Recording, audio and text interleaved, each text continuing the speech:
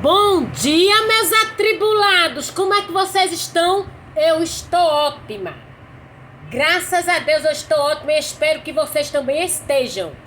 E desde já, desejo a cada um dos meus atribulados um dia abençoado e produtivo em nome de Jesus. Amém?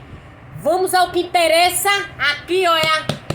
Vamos ao que interessa. Porque o que interessa é aqui, a palavra de Deus. Então me fale aí, meus amores. Vocês têm o hábito de ler a palavra de Deus? Se não tem, bora ler agora comigo. Vamos ler aqui, ó. 2 Samuel, capítulo 9, do versículo 1 até o 5. Vamos lá. Quero trazer essa palavra de Deus para vocês, meus atribulados. Bora? Vamos ouvir o que Deus tem para dizer para mim e para você agora? Vamos lá. Certa ocasião, Davi questionou a si mesmo: será que alguma pessoa da família de Saul ainda vive?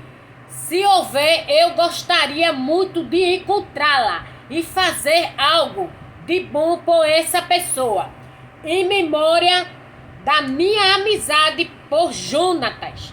Então convocaram Ziba, um dos servos da família de Saul, para apresentar-se a Davi. E o rei lhe indagou: tu és Ziba? E ele prontamente respondeu: teu servo, senhor. E o rei prosseguiu: resta ainda alguém da família de Saul a quem eu possa demonstrar a lealdade de Deus, ao que relicou Ziba: ainda há um filho de Jonatas aleijado dos pés. E o rei desejou saber: e onde ele se encontra agora? Diante do que Ziba lhe disse: na casa de Maqui, filho de Amiel, em Lodebar. Então, em seguida, o rei Davi mandou trazê-lo da cidade de Lodebar. Amém? Então vamos lá. Lodebar. Vocês sabem o significado desse nome Lodebar? Significa cidade sem pasto. Em outra tradução, significa cidade dos esquecidos.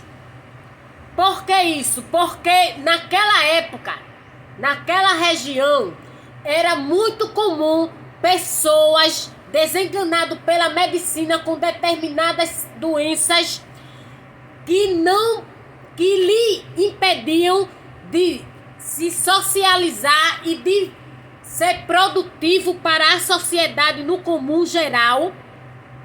Essas pessoas eram descartadas e excluídas da sociedade. Então, logo, os governantes daquela região obrigavam que essa pessoa se retirasse da sua cidade, ou seja, da sua cidade natal ou da sua cidade onde habitava no momento, para esta cidade se exilar. Mandava essa pessoa se exilar nessa cidade chamada Lodebar. E se essa pessoa tivesse que sair daquela cidade, Lodebar, para se dirigir para outra cidade, eles teriam que pedir antes permissão ao rei. Do caso contrário, era a pena de morte. Então vamos lá. O que Deus quer falar para nós nessa manhã? Que muitas vezes as circunstâncias da nossa vida nos obrigam a nos recolher, a nos exilar em Lodebar. E muitas vezes caímos no esquecimento de muitos. Mas saiba você que nunca no esquecimento de Deus. Porque a palavra de Deus diz que ainda que uma mãe se esqueça de um filho que amamentou, Deus jamais se esquecerá de nós. Entendeu? Então pode pai, mãe, família, amigos, a sociedade no modo geral se esquecer de nós. de mim, de você, nos exilar, nos jogar em Lodebar, na cidade do esquecimento, na cidade sem pasto, ainda assim os olhos de Deus estão sobre mim e sobre você. E no tempo certo de Deus, Deus irá usar alguém, Deus irá usar o Davi, que irá lá na cidade de Lodebar lhe resgatar. E lhe trazer, sabe para onde? Lhe trazer para aqui, olha. Peniel. Você sabe o significado da palavra Peniel? Significa o rosto de Deus, o lugar onde o rosto de Deus está presente. Significa estar sob os olhos de Deus. Está mais próximo de Deus. Então, nesta manhã, Deus está mandando eu lhe dizer, ainda que você esteja em Lodebar, na cidade do esquecimento, na cidade sem pasto, na cidade dos exilados, Deus está te dizendo que no tempo dele, ele irá usar alguém para ir lá em Lodebar, lhe resgatar e lhe trazer para Peniel. E vocês sabem o que foi que aconteceu em Peniel? Vamos lá, no livro de Gênesis, registra um fato que se deu lá em Peniel, que por conta desse fato recebeu este nome. Bora lá para Gênesis. Gênesis, capítulo 32, do versículo 27 ao 30. Vamos lá. Ouvir o que Deus tem para dizer para mim e para você neste dia. Gênesis 32.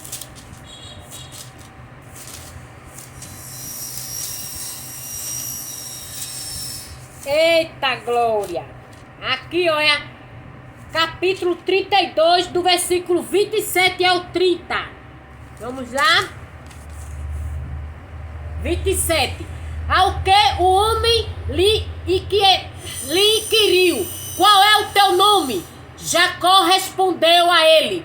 Então o homem orientou, não te chamarás mais Jacó, mas sim Israel, porquanto como príncipes lutastes com Deus e com seres humanos e prevalecestes. Suplicou Jacó prontamente: dize-me, rogo-te, revela-me como te chamas.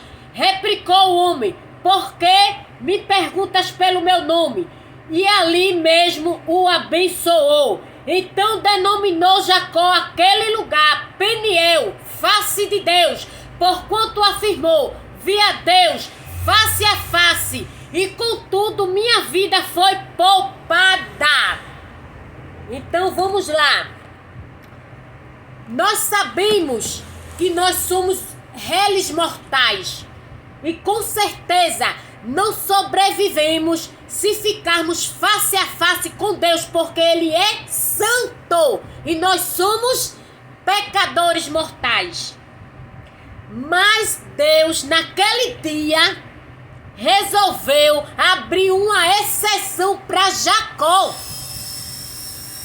Deus resolveu ir ter um encontro com Jacó face a face e por misericórdia poupar sua vida.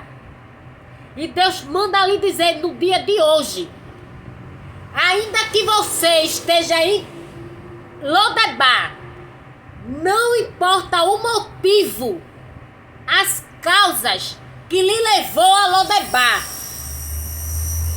o motivo é o que menos importa. Para Deus, sim. Para muitos, o motivo que lhe levou a Lodebar pode ser muito grave, pode ser repudiante, pode ser motivo para você ser condenado à morte. Mas para Deus, o motivo que lhe levou a Lodebar é o que menos importa. Porque a partir do momento que Deus chegar em Lodebar para lhe resgatar e lhe trazer para Peniel, para a presença dele, da face dele, meu querido, minha querida, a história da sua vida vai mudar. Porque a partir do momento que Deus lhe trouxer de Lodebar para Peniel, tudo na sua vida vai mudar. Literalmente. A sua vida vai dar um giro de 360 graus. E se for necessário para mudar a sua história, Deus vai mudar até o seu nome. Você acredita que para mudar a sua história, Deus pode mudar até o seu nome também? Porque quando Deus quer fazer, Ele faz bem feito e não deixa nada por fazer. O homem é falho. Muitas vezes o homem faz, mas não consegue concluir com sucesso. Mas Deus não. Deus, quando faz, Ele não deixa nada por fazer. Quando Deus resolve mudar a história de alguém, Ele, para mudar a história de alguém, se for preciso, Ele muda até o nome da pessoa. Eu não estou aqui dizendo que Deus vai mudar o seu nome. Eu estou dizendo que se for necessário até o seu nome, Deus pode mudar. Por que Deus mudou o nome de Jacó? Porque o significado do nome de Jacó era pesado demais. E deixava uma má impressão para quem o via. O significado do nome de Jacó era enganador, trapaceiro, mentiroso, ladrão, golpista. Esse era o significado do nome de Jacó. E por isso Deus decidiu, não, já que eu vou mudar a sua vida, a sua história, e você vai fazer história na terra e vai deixar um legado, esse seu nome não irá combinar com a sua nova história. A partir de agora, Jacó, eu vou escrever a sua nova história. E Deus está dizendo para você nesse dia, a partir de agora eu tomo a caneta da sua mão e vou começar a escrever uma nova história para a sua vida. Você escreveu até hoje a sua história. E a sua história que você escreveu até hoje não me agradou. E a partir de agora, eu vou escrever a sua nova história. E vou começar mudando o seu nome. De Jacó para Israel. De ladrão, enganador, golpista. Para escolhido de Deus. Príncipe. Isso. Entendeu? Então, quando Deus começar a mudar a sua história e dar aquelas giradas de 360 graus, pode ter certeza que se for necessário, até o seu nome ele vai mudar. Amém? Aí agora a gente vai para onde? Atos dos Apóstolos, capítulo 10, versículo 1, para finalizar o que Deus tem para dizer para você no dia de hoje.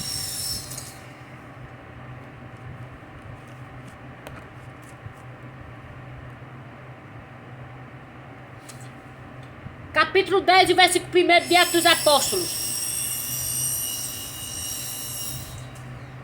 E havia em Cesareia um homem chamado Cornélio, centurião do regimento militar, conhecido como Italiano. Esse homem era piedoso e temente a Deus, assim como toda a sua família. Ele era generoso em ajudar financeiramente aos pobres e buscava continuamente a Deus em oração. Certo dia, por volta das 3 horas da tarde, ele recebeu uma visão de Deus, uma visão de forma clara. Viu o anjo de Deus que se aproximou dele e chamou pelo seu nome, Cornélio. Estarrecido e com os olhos fitos no anjo, indagou: que é, Senhor? Ao que o anjo lhe comunicou: tuas orações e esmolas aos necessitados subiram como oferta memorial à presença de Deus. Agora envia os homens a Jope e manda chamar Simão, também conhecido pelo segundo nome Pedro. Ele está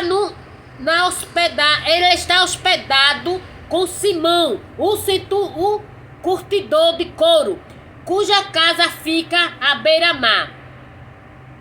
Assim que o anjo que lhe falava se retirou, chamou dos seus servos e um soldado piedoso dentre todos que haviam a seu serviço, e compartilhando com eles tudo quanto havia se passado, os enviou a Jope. No dia seguinte, por volta do meio-dia, Pedro subiu ao terraço da casa para orar. Enquanto isso, os homens vinham pelo caminho e já estavam próximo de Jope. Então sentindo muita fome, desejou comer. Entretanto, enquanto a refeição estava sendo preparada, de repente sobreveio-lhe um estado de completo êxtase.